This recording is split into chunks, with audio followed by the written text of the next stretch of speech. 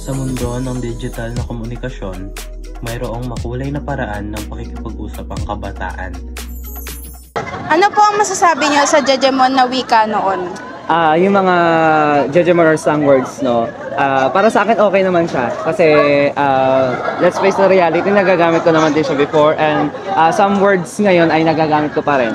Nagagamit ko siya at mas nasasabi kong okay siya kasi mas madali siyang ibigay sa tao, lalo na kung ang ibig sabihin ng mga sinasabi kong mga salita mula sa mga Jejemon or slang words ay naiintindihan din ng mga taong pinagsasabihan ko. Kahit naman ngayon nagagamit ko pa rin siya, pero titingnan pa rin natin, no? Baka mamaya ay hindi nila alam ang mga ibig sabihin ng mga salitang ibibigay natin, lalo na kung slang words iyon at na kung saan ay baka mamaya hindi nila maintindihan or mali silang interpretation from that word na sinasabi natin. Okay. Isa ka ba sa mga Jejemon noon? Opo. Gumagamit po ako ng mga words na alon-alon po. Tapos, yung mga words, lalagyan ko po siya ng mga numbers. Pinapalitan ko po yung mga letters ng numbers. Paano nakaka-apekto sa grammar mo yung pagiging Jejemon noon? Ano po? Nag-iiba po yung spelling ko, namamali po. Kunwari po yung ang. Imbis na A po yung nalalagay ko, 4 po yung nalalagay ko.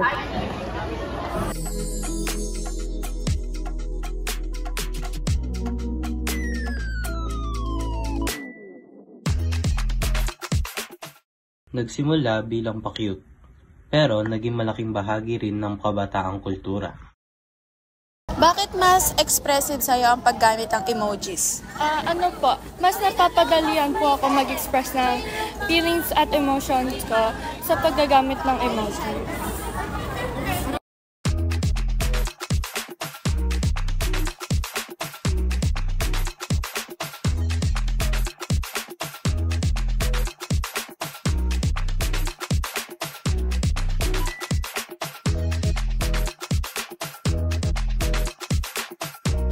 Hindi na kailangan ng mga habang pahayag. Isang emoji, isang salitang jeje, sapat na para maipahayag ang saloobin. Maikli, pero para sa kabataan, ito ay may bigat.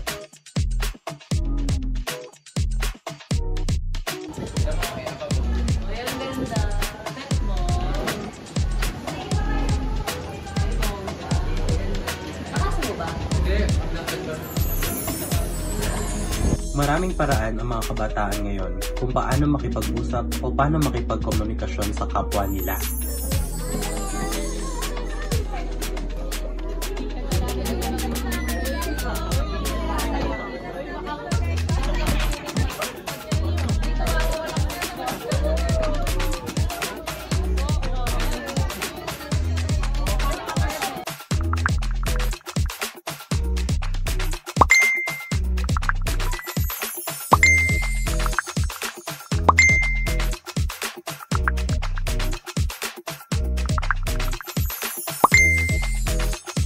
Noong ika-2010, sumikat ang tinaguriang Jejemon. Isang paraan ng pagbabaybay ng salita gamit ang halo-halong malaki at maliit na letra, dagdag na H at stylish spelling.